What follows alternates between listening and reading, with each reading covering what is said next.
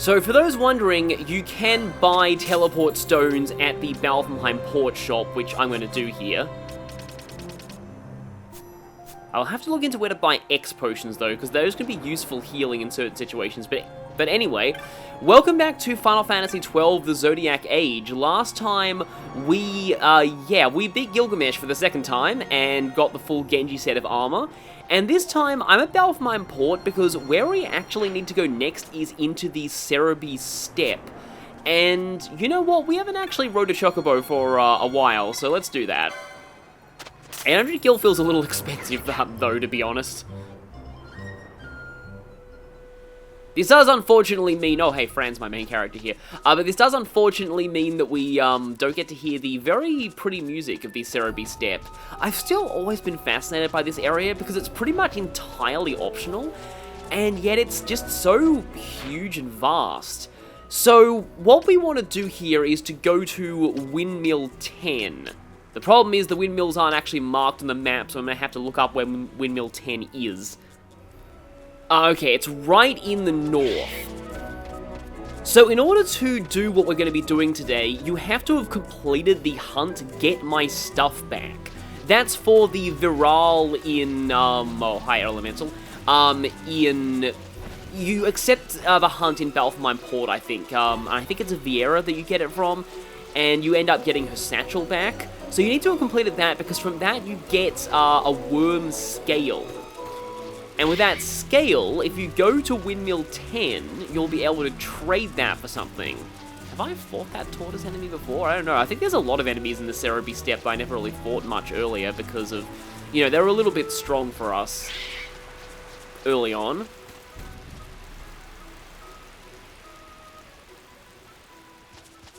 So one of these should be Windmill 10. I'm just going to go ahead and dismount. I did not select that correctly. Dismount. I'm going to have an confrontation with something over here. Bell Wyvern. Yeah, I feel like these things are going to die fairly quickly to our current power level. Also, I've set Balthier's Gambits to use Hasker. So, one of these, I think it would be this one that would be Windmill 10. Let's get rid of you first. Windmill number 10. I can see a mysterious Moogle. Oh, they're the ones from the, also, mysterious, slowly approaching old man. Just noticed that, and it's actually weirdly terrifying. It reminds me a lot of that weird glitch in the Pokemon Gen 1 games, where sometimes there'd be an old man just randomly appearing on the roof of Blaine's gym. But yeah, these are the Crafts Moogles that we met back in the forest, I think. Oh yeah, the Worm Philosopher, that's who we need here.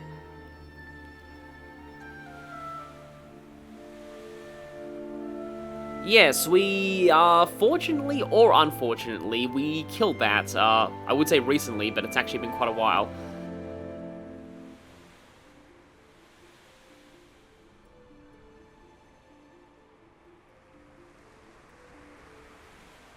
Again, is that a good or a bad thing?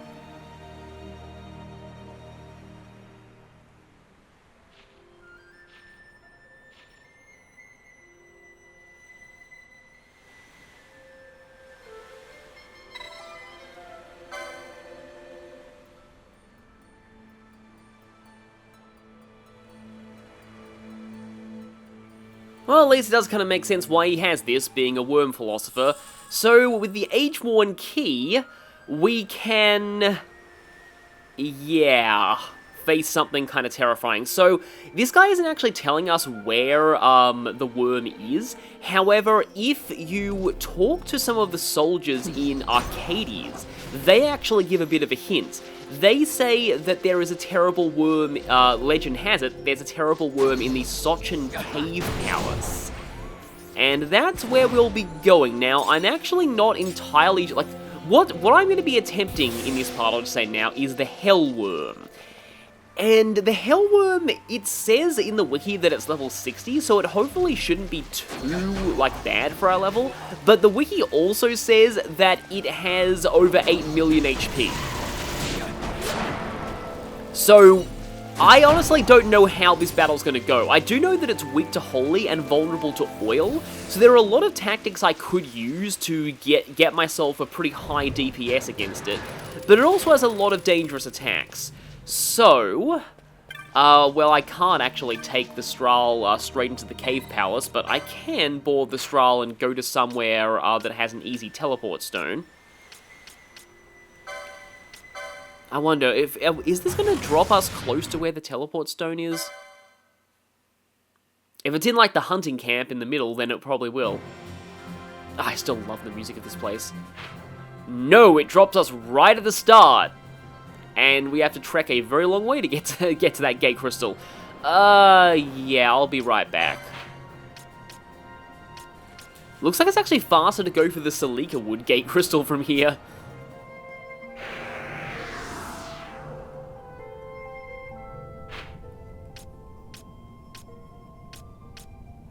So now we're in the Sochen Cave Palace. This is where we need to go, Hall of the Wrath God. And in order to get there, we need to fulfill a puzzle in Destiny's March, along with having the Time-Worn Key. So, I'll see you once I get to Destiny's March. So from what I've seen, entering Destiny's March from the top is wrong. We actually have to enter from the east side. We need to think of this entire room as a clock, and we need to enter, like, we need to start at 3 o'clock, basically. Wayfarer traveling the road to Arcades, yeah, the aesthetic store, yes. You who are yet drawn towards the aesthetic store, in circles travel from the land of sun's birth. Stray but once, another day you must return. Basically, you need to go through this place in the right order, and if not, you have to reset the room. Okay, so hopefully if I do it this way, this should work. So we start in this section of Destiny's March.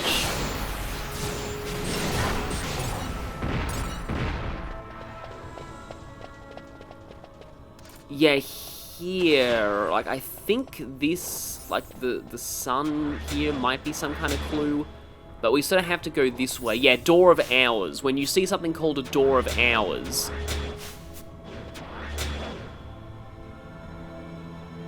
Yes, when you see something called a Door of Hours, you're in the right place. So from 3 o'clock to 6 o'clock.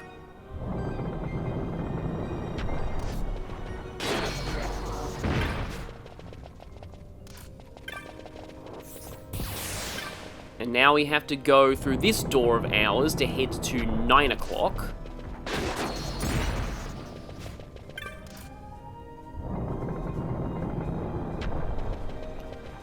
Nine o'clock, we need to go to 12 o'clock.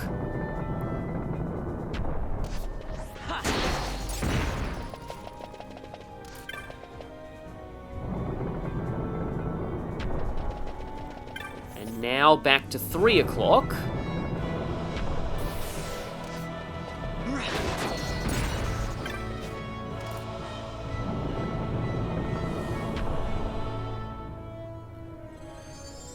You heard a door open in the distance. There we go. Yeah, when I saw the screen pause, I knew that I was on the right track. So now I think it doesn't matter which direction we go in. I am assuming that it's all the way on the other side of the room from here. All the way to the west. So this is where I originally thought, like when I first played the game, I thought that Omega was here, like the aesthetic store led to Omega, but no, it leads to a different optional boss. Yeah, here we go, the aesthetic store.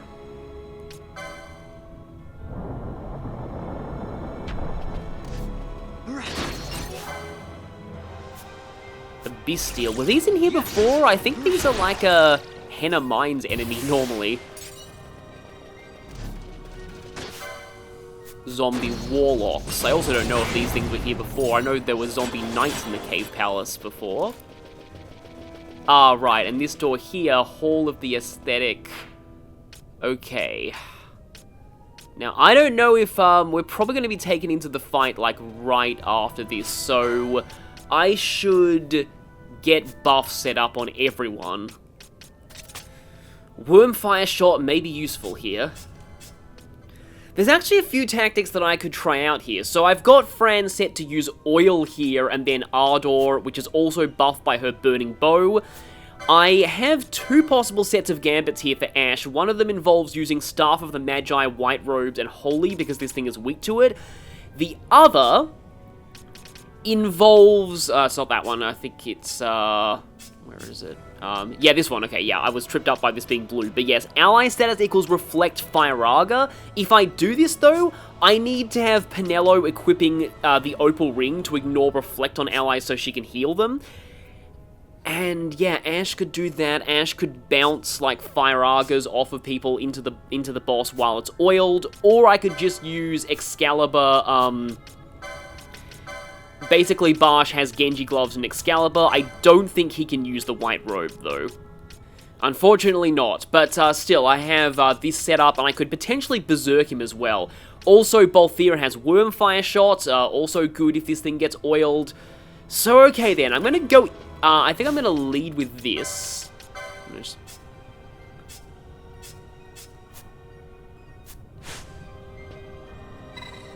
Here we go, yes, the door is locked. Use the Age-Worn Key. I'll lead with this, see how much damage Barsh is doing, and then... I think I'm gonna try the oil thing. Ah, the original boss theme, it's been a while. This thing looks incredibly cool, too. It's called Evil God Dragon in Japanese, but Hellworm in this version. And yes, each of those little things on it there is an entire health bar. Okay, Ashe is already going for Holy. Okay, I'm gonna wait for the Dispel to go through first.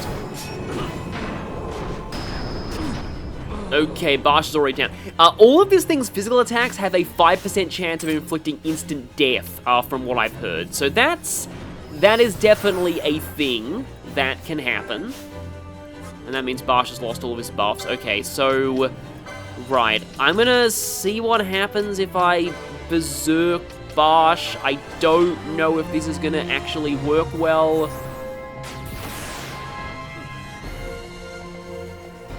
I mean, he's hitting, like, for 32,000 damage per attack. Though Penelo's taking a bit of a beating right now.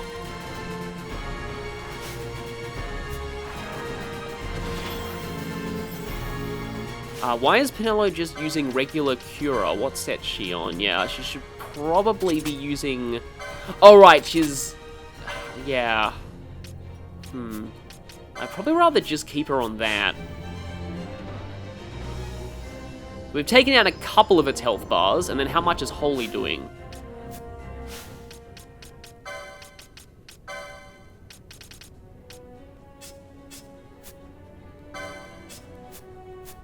Ashe was not on the Holy Gambit set. Probably isn't an idea to keep your party leader away from it. Because, like, yeah, that means you've got a safety net just in case somebody goes down. Yeah, Barsh is still berserked. Judgment, I think that's actually Holy Element. So if I can equip White Mask on somebody, like, temporarily, I don't know how many people here can actually use that. Ashe and Penelo can use that. Penelo currently has the Black Mask. We've got White Robes, which actually are not Holy Absorb, although, yeah, this is Holy Absorb. I don't think Barsh can equip anything that's Holy Absorb, though. Which is kind of a shame, so he may actually get KO'd by this.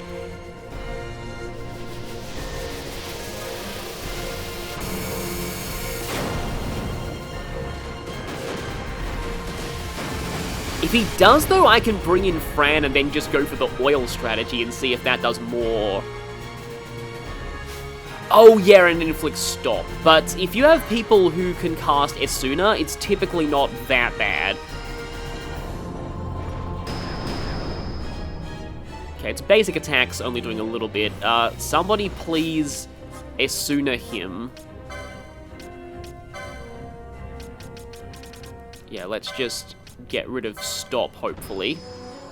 Esuna does get rid of that, right?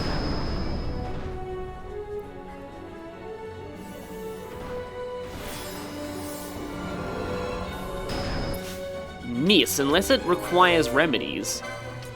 Or it's the Chronos tier, I think, that Q is stop, yeah. Oh no, please don't go for Ash. Please don't go for Ash.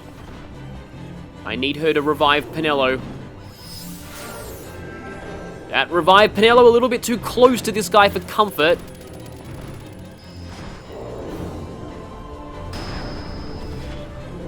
Okay, we're bringing down its health bars. However, I'm gonna try and see if oil does any better. Go, stop going for Ash. Please don't go for Ash. I don't want you going for her. And I've reached a wall. Okay, then yeah, okay. So it now has oil, which means who here has Reflectga? I think you do.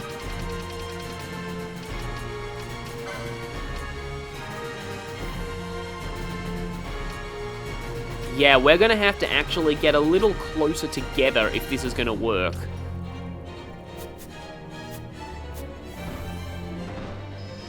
Yep, boss, stop going in my camera, please. Okay, so we're both closer. So, right, let's see. Reflectga on... Of course, if I do this, I'm going to have to disable Fran's healing gambits. And also Ash's.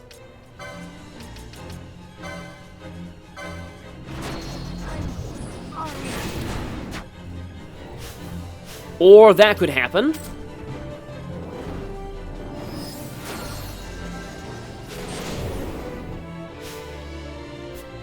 Okay, Ash... that was probably the instant death effect there, because I don't think she had HP back. And Ash went down immediately.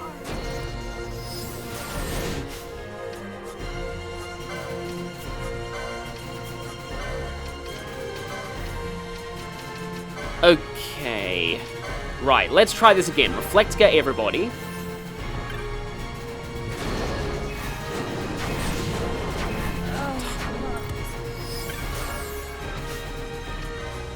Fran can just try and set up regular reflect on herself again. Okay, now that everybody is reflected, question is it still oiled? It is still oiled, okay. So now that everybody is reflected, I'm gonna try... Actually, I have to turn this one off.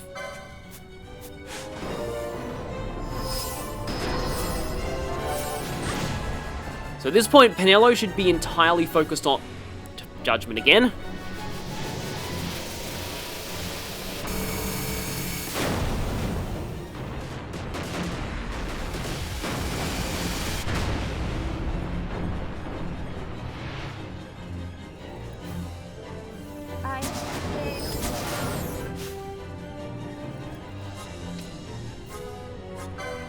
Okay, Fran back, Time Magic. Reflect yourself.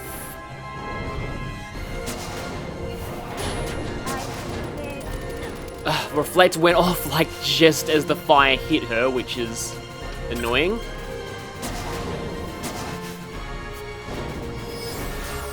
I mean, it's taking a decent amount of damage.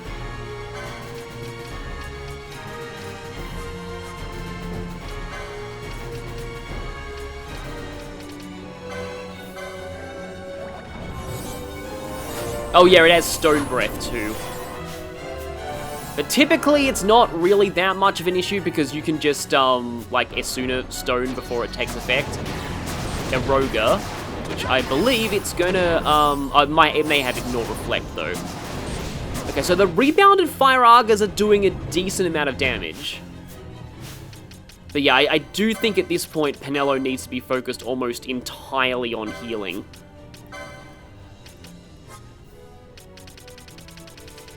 Like, just absolutely spam healing right now.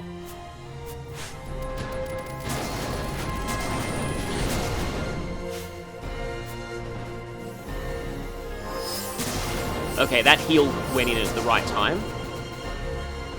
Yeah, so now that we actually have this setup going, you can just see how quickly its health bars are going down and whether it's, So, like, a fully rebounded Fire Archer with oil on the boss does about as much as just a basic attack from Barsh, maybe even a little less. So, maybe... And, of course, we have to reset up Reflect if somebody goes down. So, maybe the other strategy is actually better.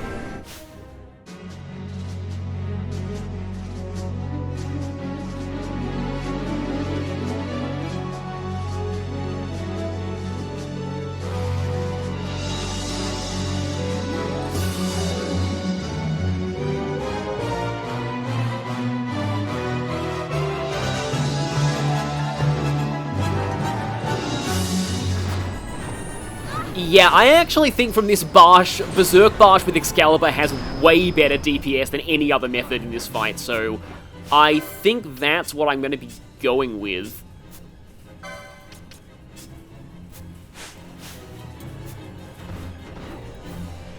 Oh, there's Judgment again.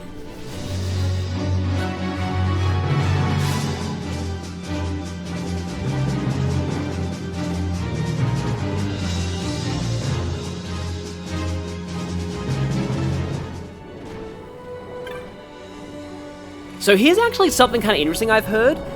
You can actually leave if you want to regroup. And it will still keep its damage, but it will regenerate health after a while.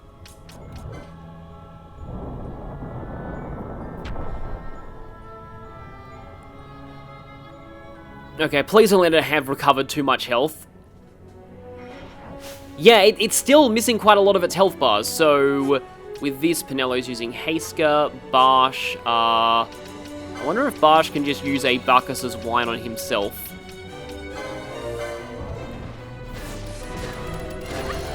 Because that whole Berserk Barsh setup, it also says Stage 2 here.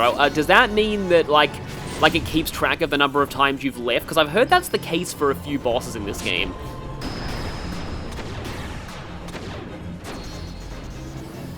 Yes, it is oiled again. Yeah, it definitely feels like out of my setup, Barsh is pretty much the best option I've got here for overall damage.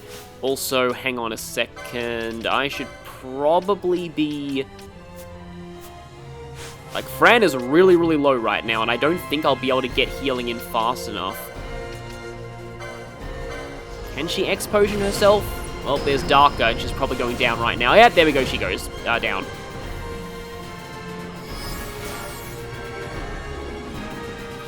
I don't like you going for Penello. Please don't go for Penello. Oh, Judgment again. In fact, if Judgment's happening, I can take the Sage's Ring off of Ash and put it on, like, somebody like Fran, maybe.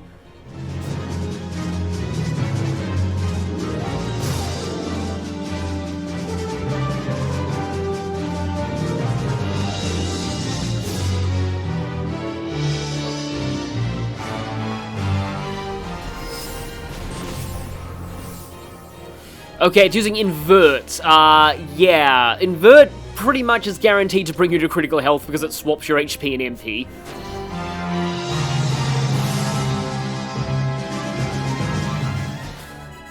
Yeah, it really likes to go for that Invert now.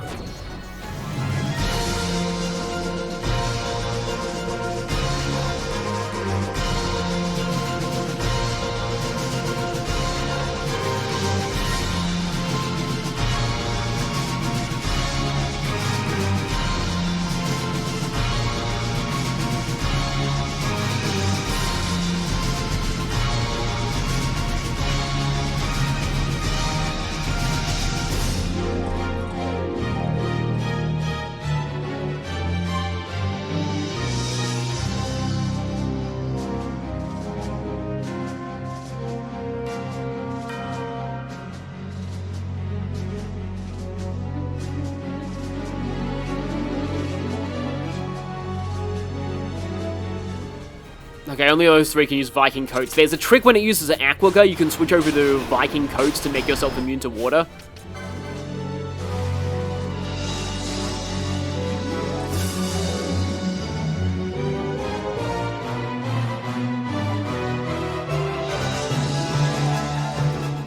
And you can put on Black Mask when it uses Darker.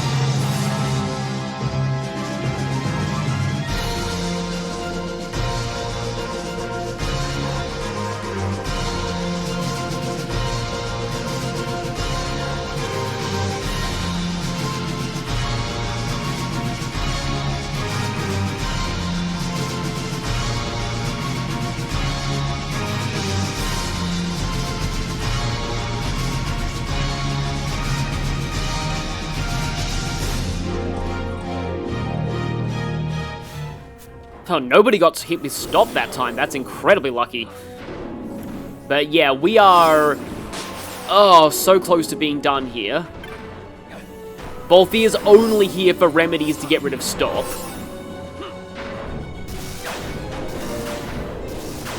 Barsh is going berserk on it with bravery. Penelo has the white robes for increased holy damage. She also has the Hermes sandals, because I felt like permanent haste on my healer was useful. Who are you inverting? Yeah, it goes kind of crazy with invert when it's low on health, from what I've heard. Oh, well, Penelo's dead. Well, at least Balthier's Phoenix Downing. Only has one health bar left. Only one left. Come on. And Barsh is down. You know what? I don't know if this is actually going to work, but, let's see if we can finish this with Ultima.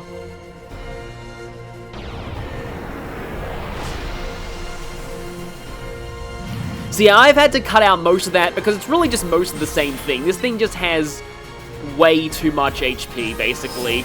And, that's... Oh, it's using Breakheart Pentagram. Well, that didn't last long. Or not. Maybe it didn't work. No, Ultima got hit with,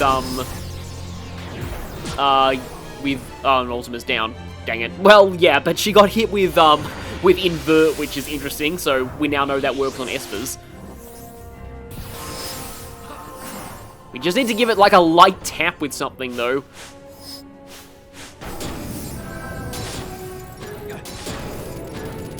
Almost over. Come on. Just a few more hits, Barsh. There we go! I think Balthier actually got the final blow. Okay, yeah, that's overall recording time, but includes time to get here, was over an hour. If that's how that fight is like, I don't even want to think about Yasmat, which is basically this, but 50 million HP instead of 8 million. Yeah, though of course I'll probably fight that one if I ever do it like level 99, because yeah. So, I mean, yeah, that thing is still fairly dangerous, but it's really more of just a massive damage bunt. It's kind of weird how I've noticed that a lot of bosses in this game, it's a common trend that they either have too little or too much HP. That was an example of, obviously, the latter category. Like, if that thing had, like, you know, it could easily have, like, a quarter of that health or even less, and it would still be just as challenging, so... Anyway, that was interesting, and beating that doesn't seem to give any obvious rewards, but it is required for, I believe, unlocking Yasmat. So, there is that, and at least the ultimate reward is filling in another room on our map. Because, of course, that's the ultimate reward.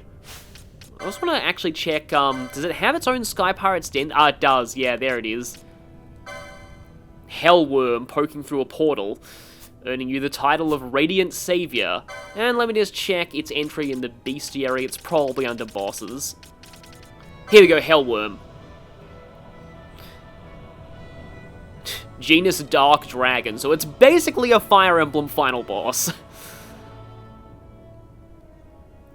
Legend claims that it once travelled freely between this world and the underworld, spreading destruction until the gods themselves intervened, robbing it of the power of flight and sending it plummeting into the abyss. Though it spread its wings again, meaning to challenge the gods' judgment, the power of the shining glyphs they had placed upon it kept it earthbound, and so slept for many eons in dark passages, awaiting the chance to rise once more. And I guess those are the glyphs they put on it. But yeah, Yasmat is basically the holy counterpart of that boss, so it's weak to dark instead of holy, and it has, again, 50 million HP. But, okay, yeah, I'm gonna have to look in to see if there are any other obvious rewards for beating Wyrm, because that felt kind of anticlimactic for how tough of a fight that was. Again, not exactly tough, more just, annoying. But yeah, I will see you next time for, actually, the Pharos Subterra, so see you all then.